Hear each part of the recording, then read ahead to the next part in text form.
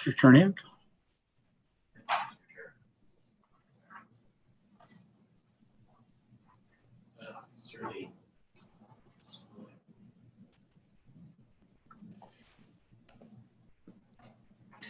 Mr. Lee, I'm going to go back to sharing my screen again.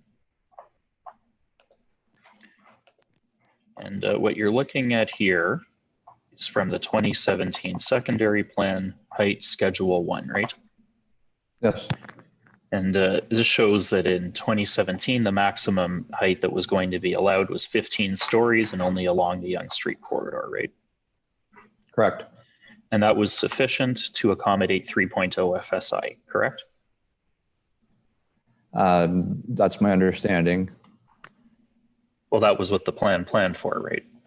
Yeah, it's so to get to the 3.0 FSI, 3.0 overall, with those building height limits, you know, you'd have to have enough massing in order to get there. And that was what the 2017 secondary plan contemplated, right? Yes, it contemplated sort of shorter buildings covering more land area in order to get to that 3.0 FSI. And then in February 2020, the city came out with a draft report, which is at tab 82 to exhibit 1. This is consecutive page 4958.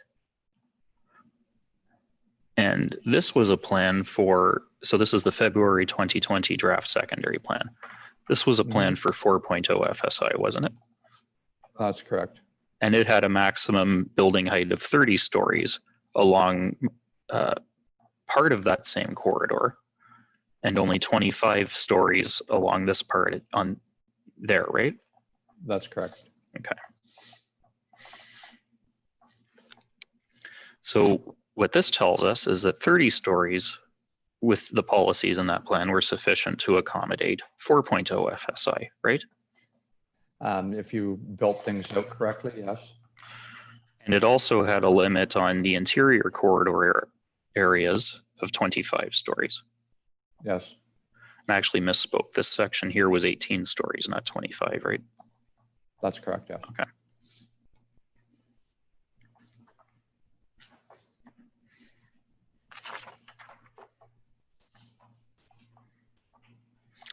So what this suggests, and I'll ask if you agree, that the policy-based height regime is not necessary for 4.0 FSI, right? The policy-based height regime is important in order to come up with, I'm getting a really bad echo here, having a challenge talking, sorry. Okay, all right. Okay, sorry.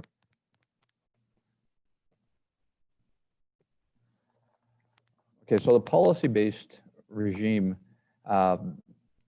came about through an attempt to provide a height regime that was acceptable and could be justified, you know, in a more technical and scientific way, rather than just relying on sort of physical context, community desire, you know, aspirations of developers, whatever it is. It's, you know, been my learned experience that over the years, trying to come up with maximum heights has been a real challenge, particularly to get the buy-in of residents, of developers, of municipal councilors, and most importantly, the LPAT. So, you know, just relying on sort of context or, you know, what building heights should be in a certain area of a municipality is highly subjective. And that subjectivity hasn't sort of played well in terms of providing, what a final sort of height might be. So by and large, the only thing that I have seen that has kind of, withstood the scrutiny and gained the understanding of whether it's residents, counselors, developers, or the LPAT and the OMB before the LPAT was 45-degree angular plane. So when we talk about, a sort of policy-led height limit, we're relying on 45-degree angular plane and densities, and moving from absolute maximums like we see on the screen was deemed appropriate, by myself and other staff, and ultimately council, largely based on all of the stakeholders' ability to understand 45-degree angular plane, and the ultimate sort of buy-in, most particularly by the LPAT, in utilizing 45-degree angular plane.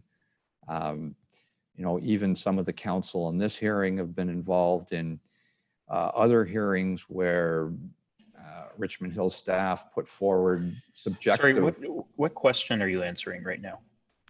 I'm answering why we went to a policy-led height regime rather than a prescriptive height regime like we show on the screen. So that wasn't not what you want me to answer, but. Well, it wasn't what I asked you, and I think we can cut this short by saying, do you adopt Mr. Theodore's evidence in that respect? We don't need to have a repeat of the same evidence. By and large, as I understand Mr. Theodore's evidence, and I didn't see all of it, yes, I think that would be the case. You said, I just want to know whether I understood you correctly. Are you suggesting that the LPAT and the OMB do not tend to support maximum building heights? It's not that they don't support the heights, but that they ask for proof of why this particular height is appropriate. And that's a difficult thing to do because there's always some subjectivity in it. And I've had no luck myself in convincing the LPAT or the OMB that a specific subjective height is the correct one. Something that's a little bit more technical or scientific has always been preferred. They might not agree with you about the exact height, but they still often impose a height restriction, don't they? It's just a different number than what you recommended. Sometimes we had an instance at Yonge and 16th where staff were proposing a specific height limit, and I guess it would have been the OMB at the time, the board member did not include a specific height limit in the zoning bylaw and simply requested that 45-degree angular height be imposed. And I believe Mr. Schreisfield was actually representing the developer in that case. He'll be quite familiar with it. So it's how do you justify a particular height in a non-subjective way? So you know that Richmond Hill Center is limited to, at least in the official plan, to 40 stories, right? That's correct. The 2010 OP had a 40-story height limit, yes. And you know that that is supposed to be higher and denser than the Young Bernard KDA, right? From the 2010 policy direction, that's what it says, yes. And Yonge and 16th is also supposed to be higher and denser than the Young and Bernard KDA. That's what the 2010 OP says, yes. Okay. So what this policy-based height regime essentially proposes is to mimic what was done at the one site you're referring to at Yonge and 16th, right? I wouldn't say it was necessarily to mimic it, but staff were searching for a way to come up with heights that provide flexibility for developers, a height mechanism that is understood by residents, by the counselors, by the developers, by the LPAT, and that's why we went to the policy-led height regime. It was something that's understandable and has kind of stood the test of time in terms of LPAT decisions. So you were unable to convince the OMB once to impose a height limit. So when it comes to the Yonge and Bernard KDA, you've just given up on trying. I wouldn't say was unsuccessful once. I'd say unsuccessful many times. If you were to look around the province, particularly in the GTA, you'll see that what's been prescribed by the city just often hasn't stood up to the scrutiny of the LPAT. Simply because it was subjective, and it's so. What can you do? What can you do? That, I mean, you don't want to put something forward that you technically can't support. It's really hard to technically support something that's subjective, and height, in my mind, is something that's rather subjective. There are certain impacts of height, whether it's sky view, overlook, wind, etc., but they all sort of relate to a particular perspective. What 45-degree angular plane does is it sort of channels that perspective, in all four directions. And we thought that that's just simply a better way to deal with height. And it has the added advantage of, if there are higher buildings, maybe there's fewer buildings and maybe there's a little bit more open space.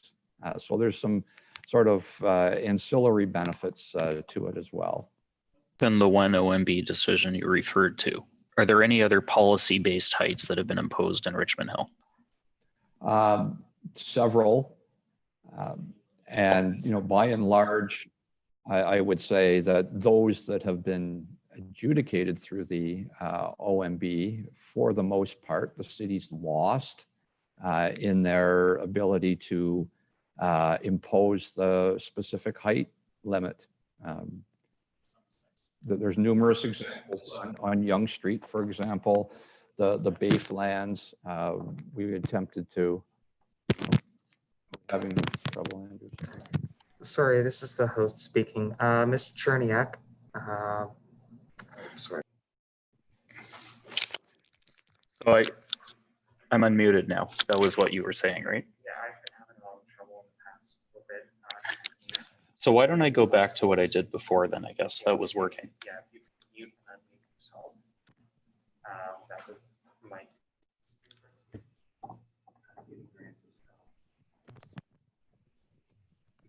Okay. Okay.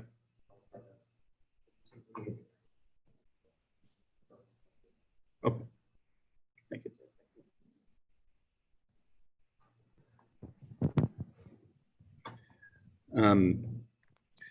So if I understand your evidence correctly, in Richmond Hill, there are some cases where heights have been rejected by the OMB or LPAT, some cases where they have been imposed at a higher level than Richmond Hill is recommended, and there are some cases where Richmond Hill has obtained the height that it's asked for, right?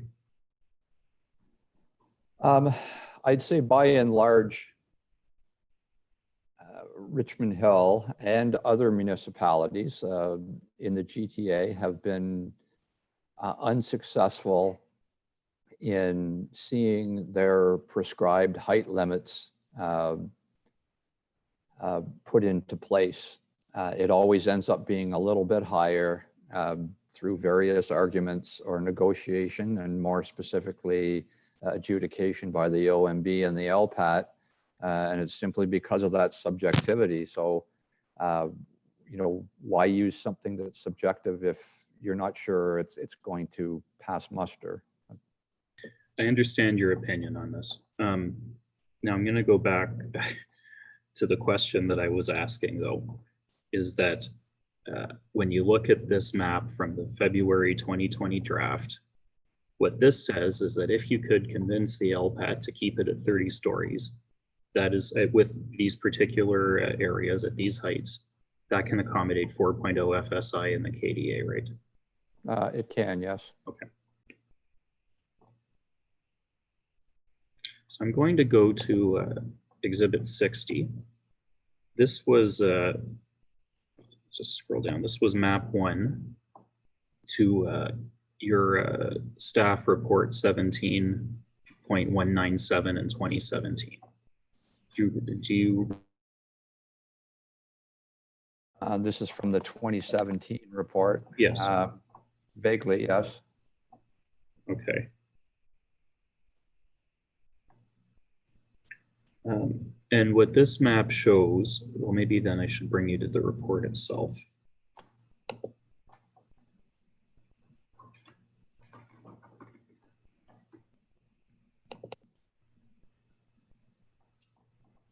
So this is the report that we're referring to from 2017. Mm-hmm. This was the one I showed you earlier that you had signed at the bottom. Yep. And you can see on consecutive page 2241, it says that map 1, which identifies sites, landowner proposals, concepts, and status with respect to the development process, right? Yes. So that's what we're looking at map 1 as of adoption in 2017. Mm-hmm. Yeah.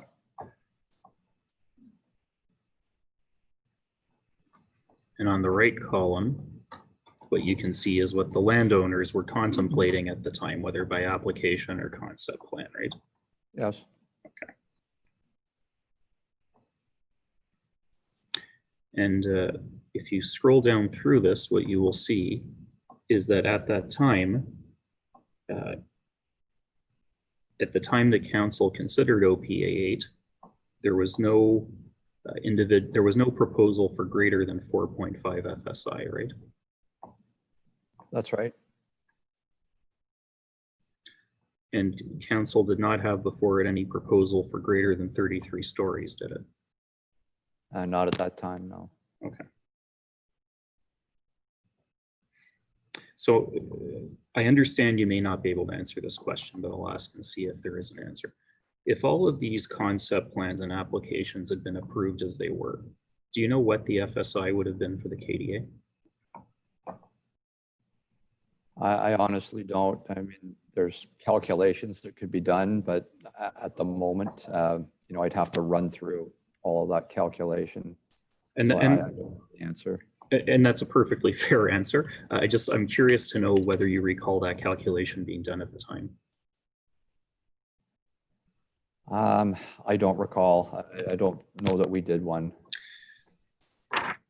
Do you think it would be fair to say that when you look at the densities proposed here compared to what's being proposed now in 2020, that the total would have been something above 3.0, but below 4.0, right? Most likely, yes. Okay. And I'm going to go through a little bit and compare this to what we have now. So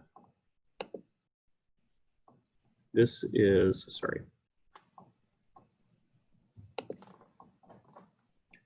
tab 33 of Exhibit 1. So this is the clean version of the 2020 proposals.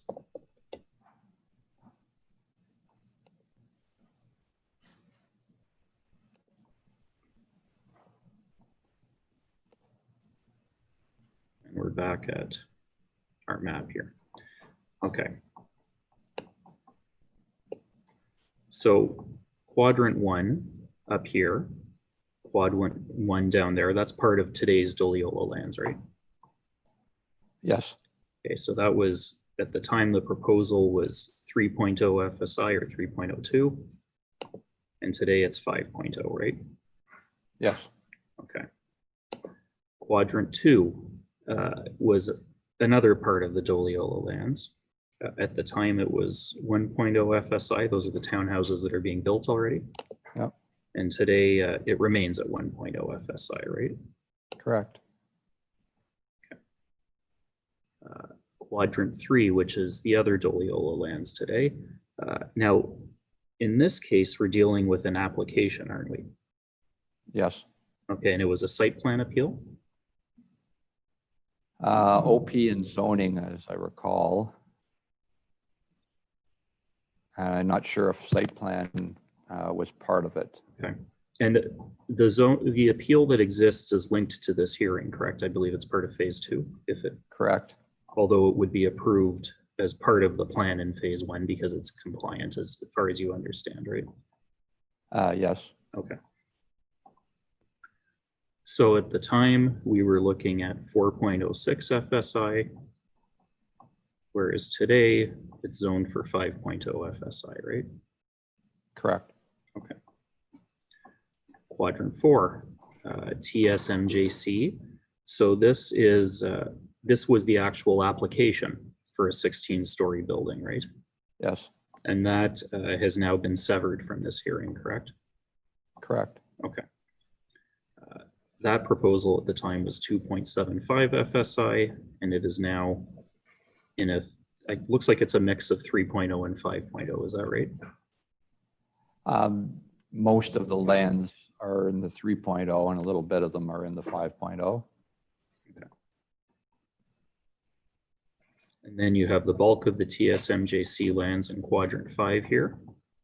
At the time, the proposal was 3.0 FSI, and now it's being zoned for a mix of 5.0 and 3.0, right? That's correct, yes. Okay. Quadrant 6 was 3.89 FSI at the time. That's North Elgin Center. And now, again, we're at 5.0 FSI, right? That's correct. Okay.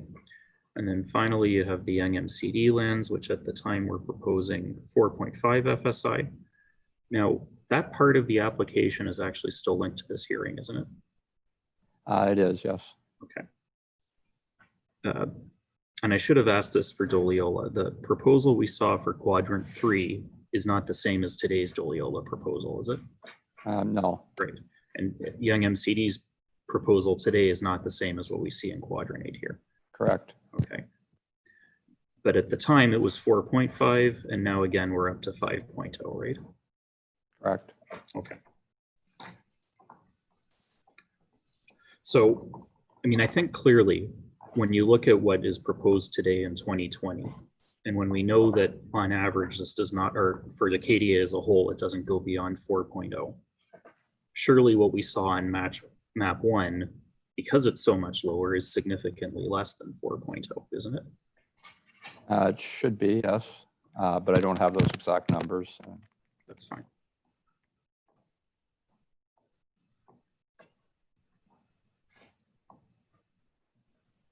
So, okay.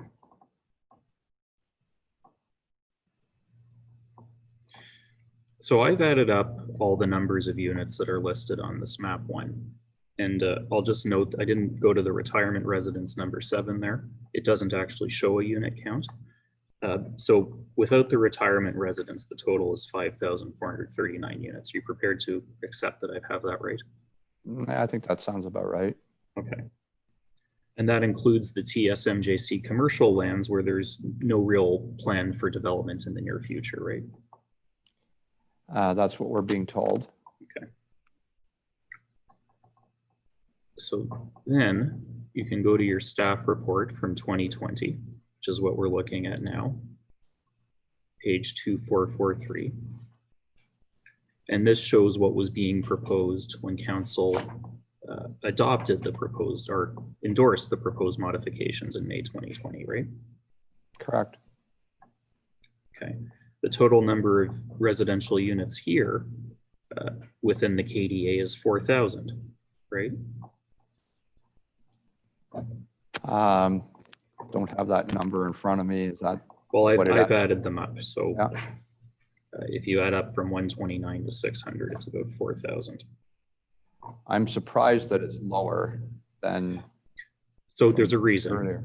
because this does not include TSMJC's commercial lands. So I'm not trying to trick you there. Okay. So if you add back in their estimate of 2,099 units, you're up to just over 6,000 units in total. Does that make Okay. sense? Yes.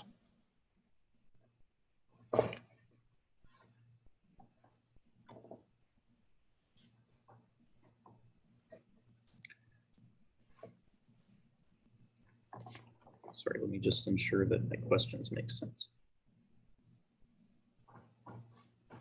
Oh, right. So TSMJC's estimate of 2,000 units on their commercial lands was based on 3.0 FSI. You see that there? Yes. Okay. So when we're adding in those 2,099 units, we're actually being conservative because now they can go higher than 3.0. Correct. Okay.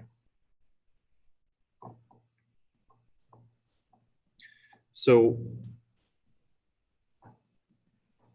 would it be fair to, so 2,000 units at 3.0, can we add on 500 just so we get an approximate number? Say they could fit 2,500 units at 4.0, it's probably higher, but we'll go with 2,500. You could do that, but if you could go back to the last screen, I'm not so sure that the numbers are entirely up to date.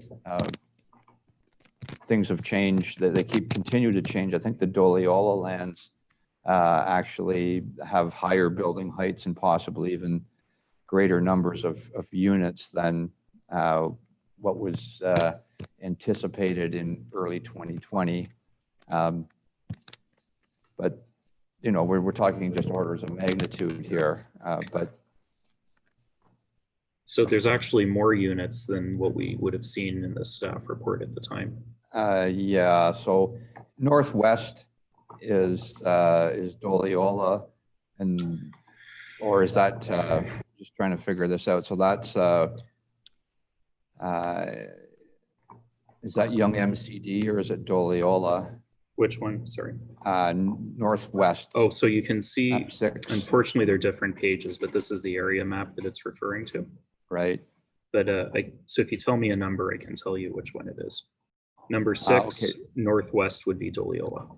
Yeah. So Sorry, no. Northwest would be Yonge MCD. okay. So which one's Doliola then? That would be southwest here. Yeah. So 25 to 29, I understand that their proposals, you know, come March or April of 2020, we're at 38 stories with the tallest one, and a 32-story building, and a couple in the high 20s. So I'm not sure this is quite reflective of the heights, and I just can't quite remember the unit count. Could be more than 1160. So in March or April, they were already proposing higher than what the staff report says in May? Correct. Okay.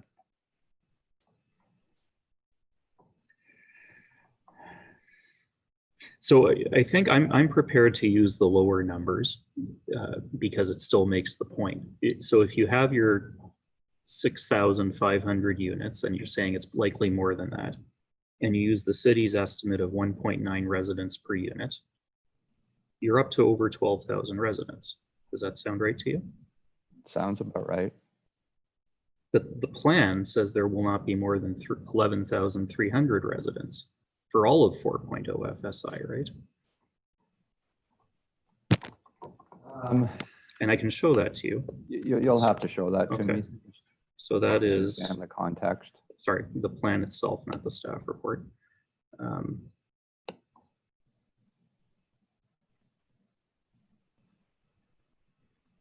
So we're at tab 33.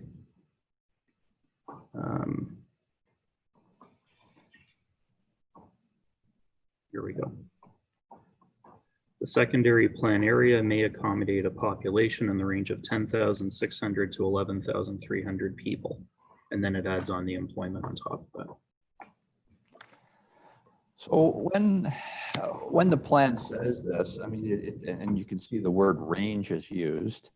You know, I'm not sure that other than what's in the holding provisions, and it's the zoning where the rubber hits the road in terms of how many units there can be or people in jobs.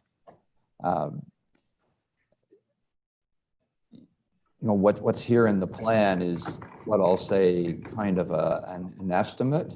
You know, one should rely on what's in the zoning in terms of development parameters. And it really all depends on how the build out occurs. The size of the units, what the PPUs are. You know, PPUs in apartment buildings over the last couple decades have gone down. Now they're starting to creep back up again. I don't know where exactly it's going to go. So, you know, you have to sort of, you know, treat the numbers, you know, with a little bit of flexibility on the understanding that the way these things build out in the future could be very different over time. I don't want to waste time, but if I were to open up the zoning bylaws, could you show me where we would find a more accurate unit estimate?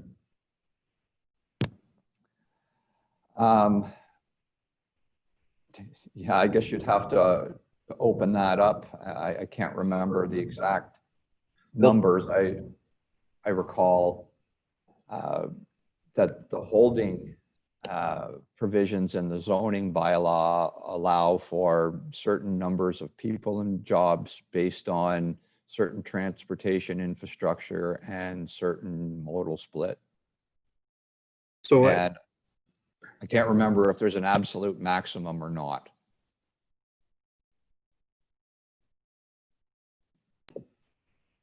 well, I'm going to have to take you there unless you tell me there is not an absolute maximum. I'd appreciate it if you could take me there. Then it's all clear for everyone, including myself.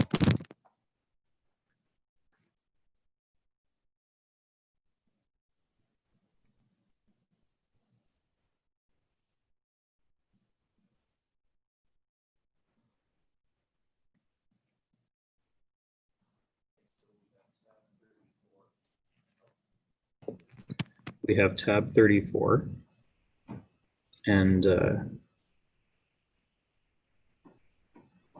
course there's no index to go to or bookmarks.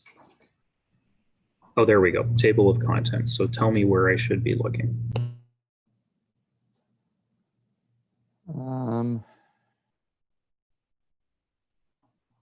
I think under the holding requirements.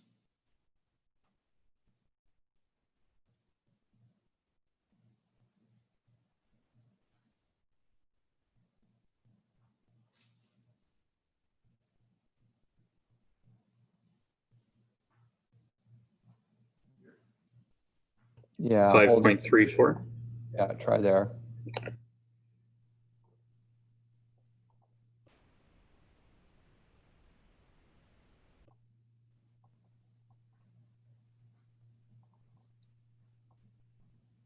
So we're on page 2581 of the continuing record.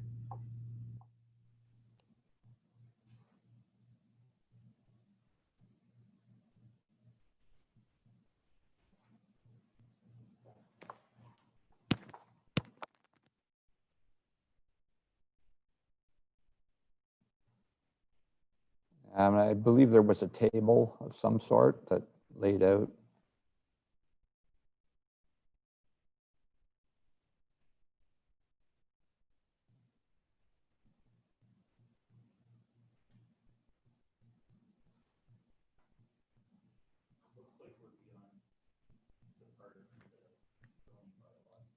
It looks like we're beyond the part of the zoning bylaw that deals with holding provisions. The table that I've seen is You in the might want to secondary. check the schedules then.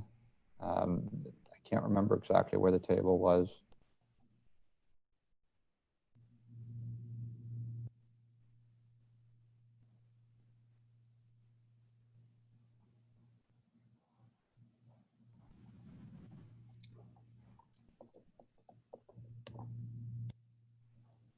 Just searching for holding to see what we find. Not finding what you're looking for.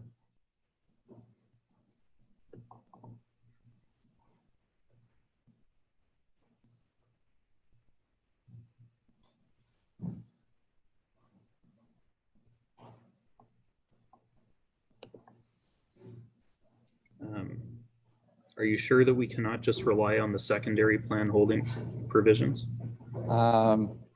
In terms of, you won't find an absolute maximum number of residents in the zoning bylaw. I thought there was something though, and you haven't checked the schedules, which are probably a separate document to the bylaw unless they were appended. I can't recall. So I don't know whether the city can assist in telling me where the schedules are to the zoning bylaw. I was not planning to go there. That's the witness that's bringing us there.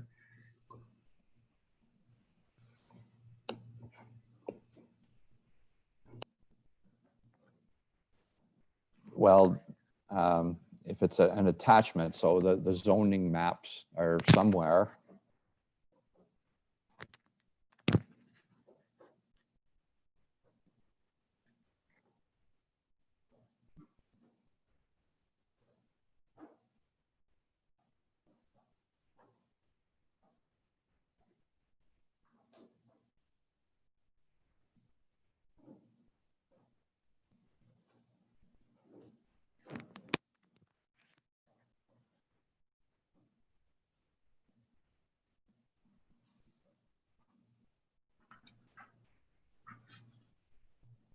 And are we getting there, or? I don't know. Does the city? I certainly don't see it.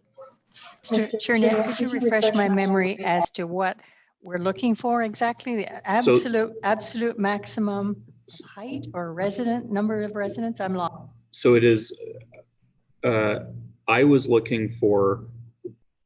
talking about the maximum number of residents according to the secondary plan. And it's been suggested that there may be a limit that's been imposed in the zoning bylaw, but I'm not sure where the schedules are when I look at the document book, and I don't know whether they were included. Mr. Cherniak, it's I don't know if the city is prepared to assist me in that.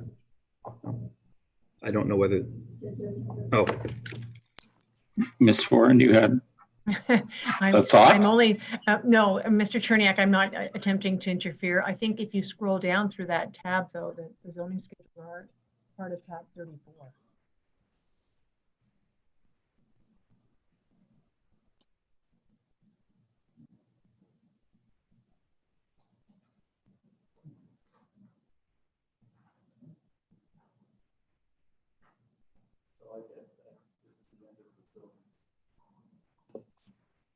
We get to the end of the zoning bylaw, and then you have exceptions, enactment. Okay. So are we in the right area now? Possibly. There's the densities.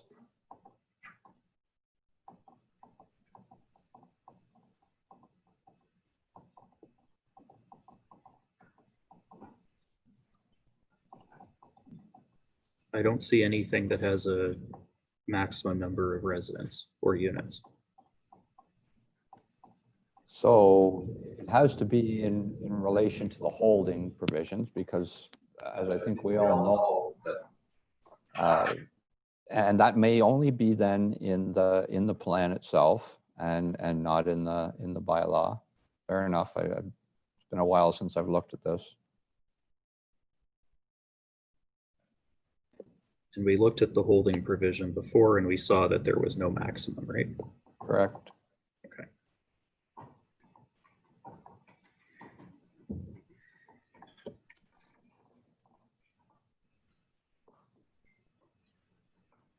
So there you have it, really. That it is just in the holding, or just in the plan itself, what you have on the screen there.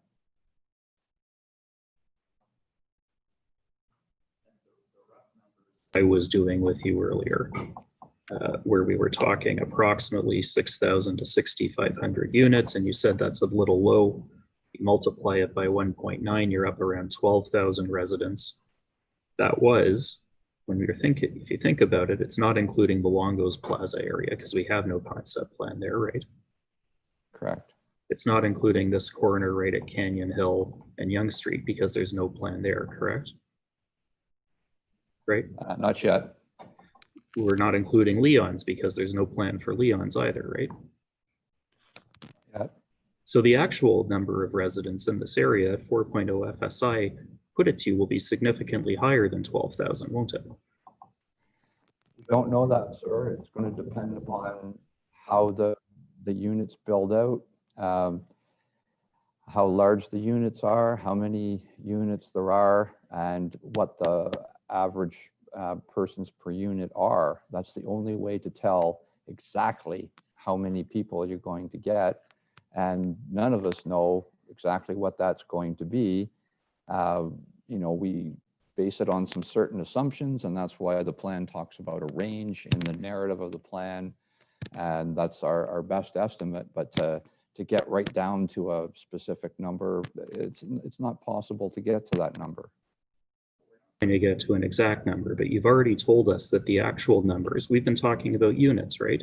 So we're dealing with numbers that have they've been crystallized to an extent, and you're saying the number of units, likely higher than what we're starting with, is going to bring us already to 12,000 residents. So I agree with you, we're not going to know the exact number, but we know that at 4.0 FSI, it will be significantly higher than 12,000 residents, right? It could be.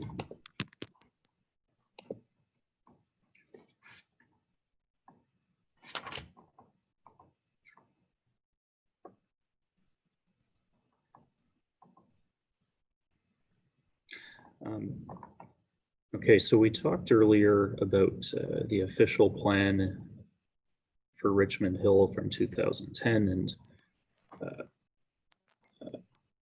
how it worked in general with the KDAs in Richmond Hill Center, at least. And I think you'll agree with me that that plan was prepared without even an inkling of the concept of the major transit stations all along the BRT on Yonge Street, right? That's correct. Okay. Yeah, correct. So, and the city's 2020 review has started already, right? That's correct. So these major transit stations presumably are going to be, are a major change that's going to have to be accommodated in that 2020 review, right? They will. The way they're dealt with at this point in time is they're part of the regional mixed-use corridor designation. However, the province and region are prescribing minimum densities for each of the MTSAs. So our updated plan will absolutely have to deal with that. Aware that on September 10th, the region lowered the minimum density target from 500 residents and jobs to 400 residents and jobs at Richmond Hill Center?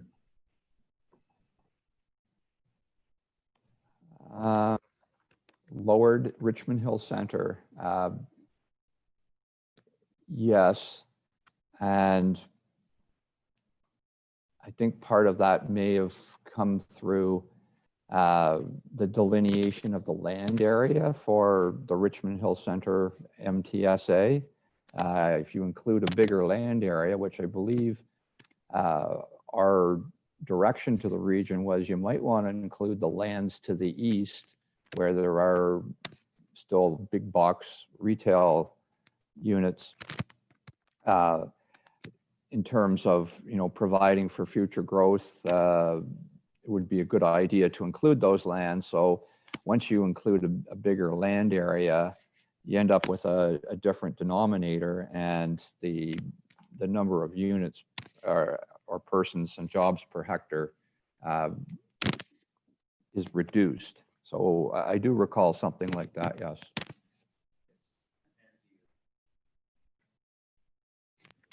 I am going to hand you a printout of parts of what the region released in September 2020.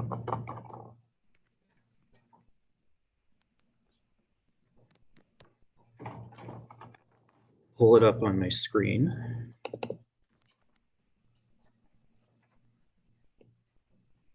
So have you seen, this is not the entire document, it's excerpts, but have you seen this document before? I have, yes. Okay.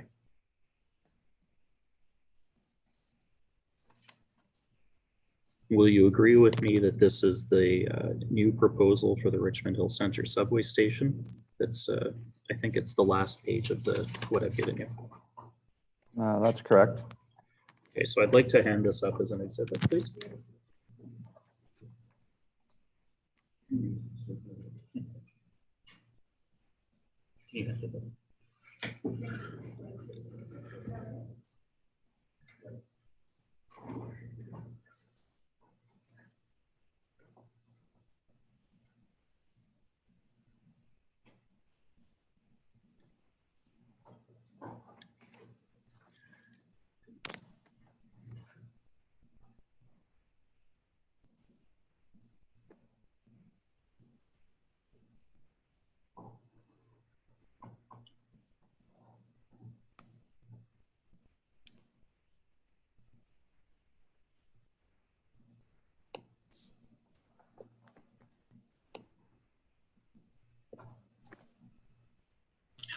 So we could call this excerpts of 2020 proposed major transit station areas.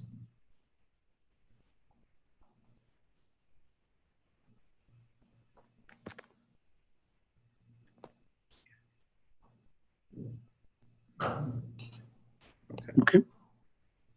So my only intention here is to confirm the facts with you, and that is that Richmond Hill Center, as you can see at the bottom of the 6th page, is now minimum density target of 400 residents and jobs, right?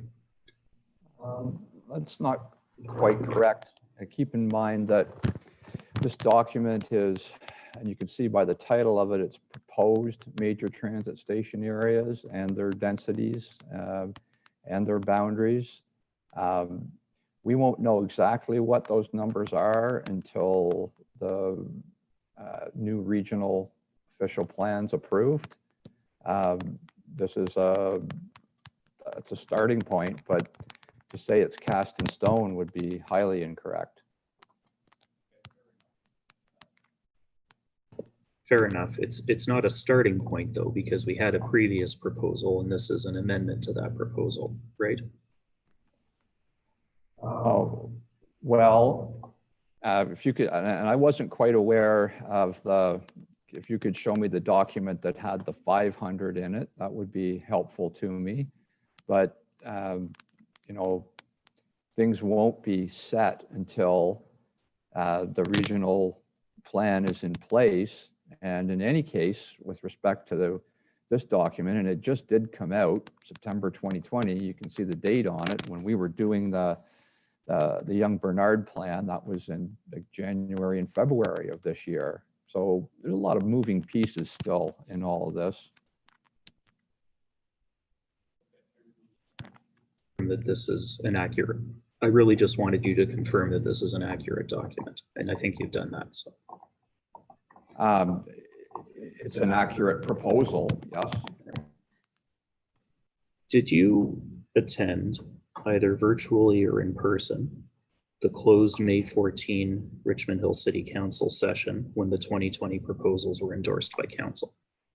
The closed session? No, I did not. Okay. Those are my questions, Mr. Chair.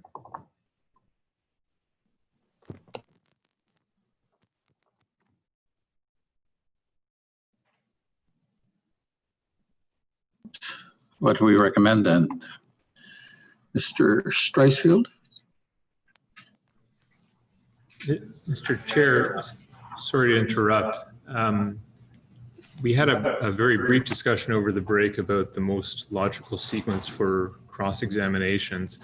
And I think certainly, at least as between Mr. Cherniak and I didn't have a chance to discuss it with others, I think we were in agreement that it's sort of a reverse order from the usual. So it would probably make the most sense for Mr. Askander, if he has any questions, to go next, followed by Mr. Schreisfield, and then in descending order with the city going last and redirect. Subject to your concurrence, of course. Sorry, sir, this is Iskander. Yes? I'd rather wait till after Mr. Schreisfield. I don't know if people do make decisions for me, but this is not right. So what's Are you going to have some helpful questions with respect to the evidence of this particular witness, Mr. Raskin? Sir, I do have questions, unless you shut me down, which has been... Don't give me the chance. Go ahead, Mr. Raskin. You don't waste any chance to shut me down, but I'd rather wait till after Mr. Schreisfield. Oh, do you have any serious...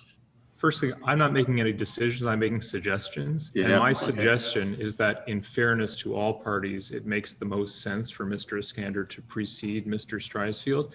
He is clearly more adverse in interest as far as this witness is concerned than Mr. Schreisfield is. So that's been the guiding principle for cross-examinations, and in my submission, we should adhere to that principle here. Okay.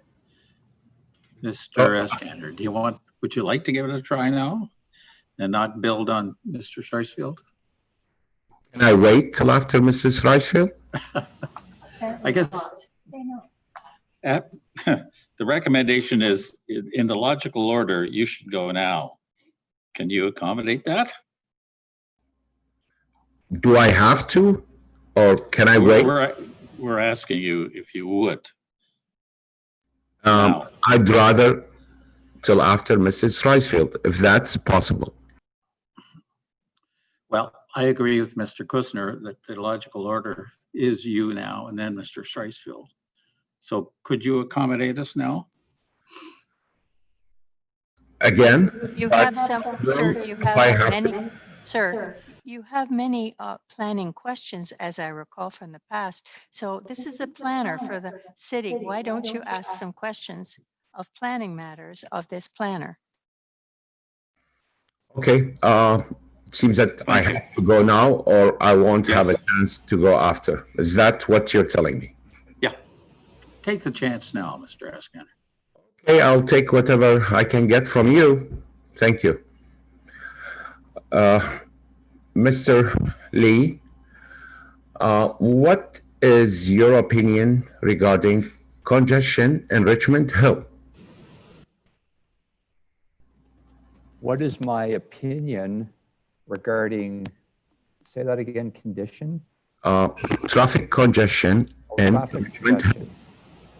As a planner, you are the city planner and hold the title for the highest ranking staff member that deals with the planning. So what's your opinion regarding traffic congestion in Richmond Hill? Well, it's a pretty general question, but I'll give you a general answer, is that it's not unlike, the traffic congestion is not unlike other suburban areas, whether they be in Vaughan or Markham or Burlington or Oakville. There are obvious delays in the morning AM peak and the PM peak for people who wish to get to their jobs outside of Richmond Hill and then get back to Richmond Hill. Are they untenable? I'm not sure that's necessarily the case, but it's pretty much a personal assessment, I suppose, as to whether there's already too many cars on the road. In an ideal world, we'd like to see transit modal splits improved, more people taking transit, more people walking and biking to wherever they need to go to. I think that the completion of the Yonge Street BRT will provide considerable improvements. And beyond that, the completion of the Yonge subway station to Richmond Hill Center will make even more of a difference, to a point where the situation is more tenable from a motorist's perspective. There will be more growth, but in many ways, I think back to 35 years ago in Toronto, where there was some transit for sure, but people just didn't take it. And there were a lot of cars on the roads. And eventually, the residents of the city of Toronto,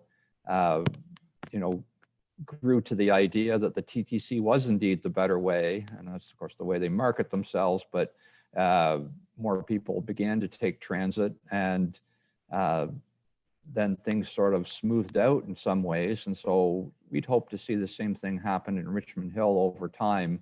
The challenge is that to get the higher order transit, you need growth, you need residents, and then, you know, the bus headway times can become lower, and just having the subway, then obviously there's some, you know, local improvements that'll make a little bit of a difference here and there, such as grade separations of rail crossings, a few additional lanes here and there. So I wouldn't consider the traffic congestion in Richmond Hill a complete mess. It's a challenge for sure, but I hope that the whole urban condition gets better as time goes on. I'm going to build on your reply. You did compare Richmond Hill with Toronto, downtown Toronto. They weren't using public transportation, and public transportation improved. However, did that improve congestion downtown Toronto? I don't think so. But I'm going to ask you, what's your opinion regarding traffic congestion in Richmond Hill? Isn't that the question that was just answered? I thought it was a pretty comprehensive answer. Okay, sir. I'll rephrase my question again. Mr. Lee did have an opinion saying that traffic congestion in Richmond Hill might be a blessing. Do you recall this, Mr. Lee?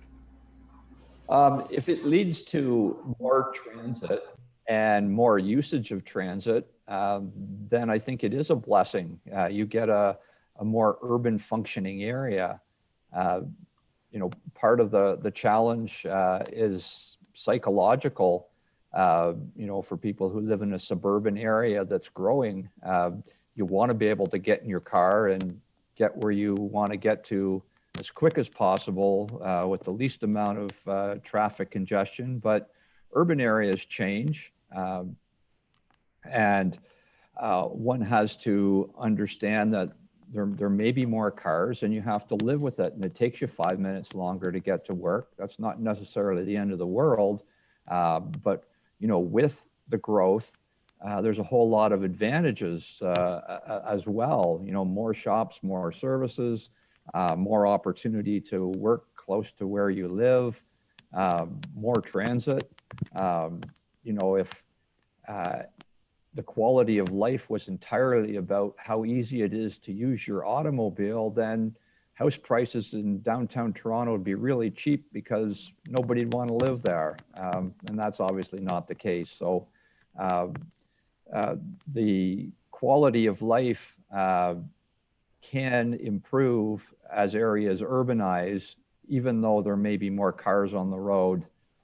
You just have to find a better way to get around and sort of put up with it to a certain extent. That's, you know, a fact of life in a growing urban area. And I'm sure that, you know, when certain people moved into Richmond Hill, there was less traffic, and then somebody complained when maybe your house was built, or thinking, there's just going to be more traffic. But you know, that doesn't mean no more houses should be built, just because it adds a little bit to the traffic. Okay, my question is, traffic congestion in an area, in a neighborhood, will invite public transportation or investment in public transportation. Is that correct? That's correct. Okay, so creating traffic congestion will help public transportation. It's not the goal to create congestion just to get the transit. It would be nice if we had a whole bunch more people in the area and there wasn't increased traffic congestion, but it's just one of those sort of byproducts of growth. And, ultimately, if people get fed up with trying to drive their car in Richmond Hill, which a lot of people in Toronto have gotten fed up with, and they take the TTC now, then we can direct people to, what is a better and easier way to get around, provided that transit's there. So it's a little bit of I won't call it a chicken and egg situation, but as urban areas grow, we can expect some increased traffic congestion, car congestion, until the transit sort of catches up with it. And then people actually have to take that transit as well. But if the congestion becomes too great, you will start to take the transit, or walk, or bicycle, or whatever the case may be. Okay, that's fair. It looks like you're imposing on current residences to leave their cars, and you're saying that's not going to affect their quality of life in here. That's your opinion, and that's fine. However, my question is, you did mention the BA report, and I guess you were involved in that, weren't you? Not directly, no. Okay. The urban strategies report? More so, yes. Okay.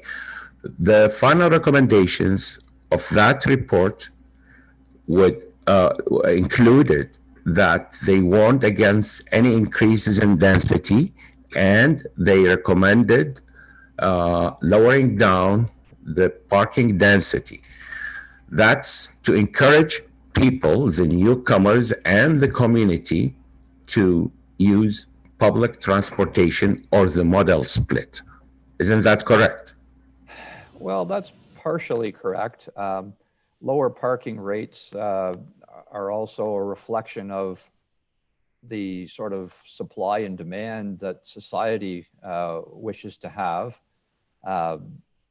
Creating parking spaces, particularly underground spaces, are highly expensive, adds to the cost of housing.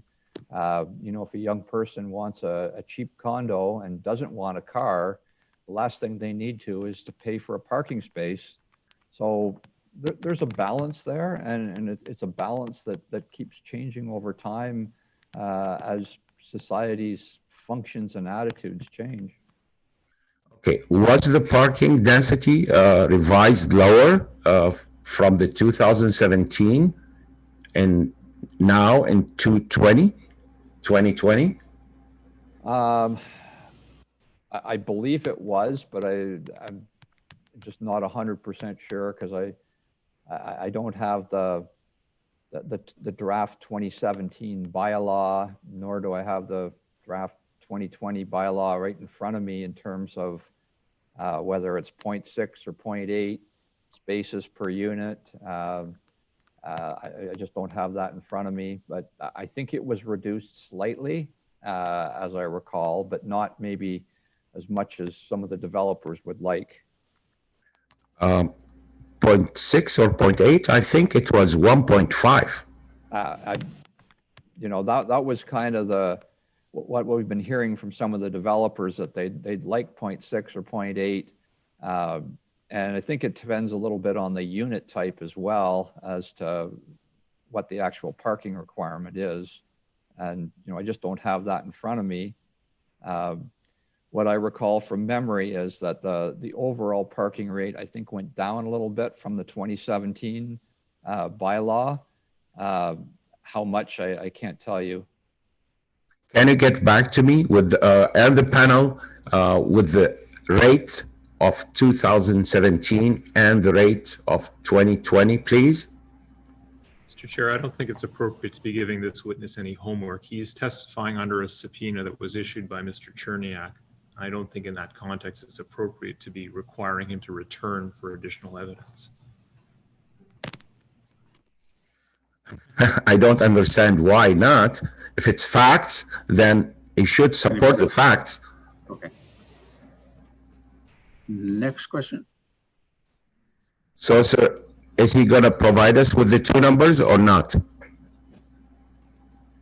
Chair, Mr. Carr also points out that this is already in evidence to the city's transportation witnesses.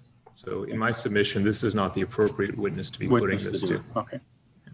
No, we're talking about congestion and the number of cars or parking. Next question, please. Next question. Did you approach other transportation consultants other than HDR, to your knowledge? Not to my knowledge. So HDR were the only consultants approached? Well, my understanding was that we needed to find someone rather quickly, and we had a number of transportation consultants on our approved roster. Some of those consultants are capable of doing this sort of work and some aren't. My understanding was that HDR was one of those ones that was capable, and they had the time and ability to do it and do it within, you know, a fairly small defined time frame. So that's why they were chosen. But keep in mind, it wasn't me that did the choosing either. That was our transportation department. No, I understand that. But what I'm asking for is, did you or did the transportation department approach other consultants other than HDR, or it's only one, the HDR, and they accepted this task? He's answered that. He's answered that question, Mr. Raskin. He did not. Yes, please go on. I've heard him say it twice now. You go on with your next question, please. So can you tell me what you heard? Mr. Askander, he's answered that question at least twice, once through Mr. Cherniak, and he's answered you again as to how they were chosen. That's his knowledge. So the idea of questioning a witness is to show you or give you. He gave you the answer. You may not like it. No, it's not that I didn't like it. I wanted to know what you understand from his answer. What did you understand from his answer? About the choice of consultant, is that what you're asking us? Please ask a more important question than just how a consultant got chosen. That doesn't help the panel make the decision. Please ask substantive questions. I'm not going to ask any more questions. That's it. One more question. Sorry, one more question. One more question. Is that okay? Quickly. Yes, of course, quickly. Sir, you were involved in the March 3rd meeting with residents regarding the proposed changes, and you indicated these documents are new documents when I asked you about the substantial changes.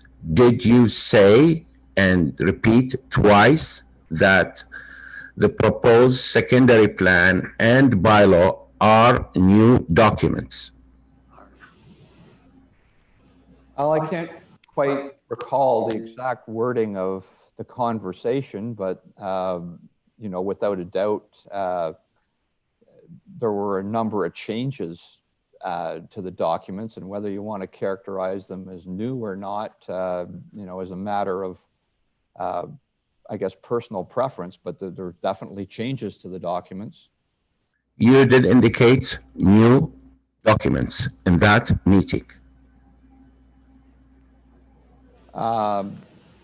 So as to whether this plan is appropriate to be in front of the board, we've already been through that, Mr. Askander, at the very start of the hearing, and I'm not going to comment on that any further.